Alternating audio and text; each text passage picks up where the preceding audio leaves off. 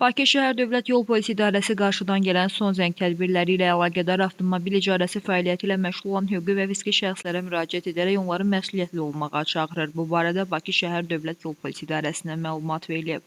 Bildirilib ki, bəzi hallarda məzunlar və ya yetkinlik yaşına çatmayan şəxslər əyləncə məqsədi ilə müxtəlif nəqliyyat vasitələrini icarəyə götürməyə cəhd edir. Nəzərə almaq lazımdır ki, sürücülük hüququ olmayan şəxslərin sükan arxasına əyləşməsi qanunvericiliyin tələblərinin zidd olmaqla yanaşı, onların və digər hərəkət iştirakçılarının həyat və sağlamlıqları baxımından olduqca təhlükəlidir. Bununla əlaqədar avtomobil icarəsi şirkətlərindən xahiş olunur ki, nəqliyyat vasitələrinin icarəyə verilməsi zamanı sürücülük vəsiqəsinin etibarlılığına, şəxsin yaşına və nəqliyyat vasitəsini idarə etmək hüququna xüsusi diqqət yetirsinlər. Son zəng tədbirləri ilə bağlı əyləncə məqsədi ilə məktəblilərə və sürücülük hüququ olmayan şəxslərə avtomobil təqdim etməsinlər. Belə hal aşkarlandığı təqdirdə həmin şəxslər barəsində qanuna müvafiq tədbirlər həyata keçiriləcək. Bu məsələdə göstəriləcək həssas yanaşma mümkün xoşagəlməz hadisələrin qarşısının alınmasına və məzun gününün təhlükəsiz şəkildə keçirilməsinə xidmət edəcək deyə müraciətdə qeyd edilib.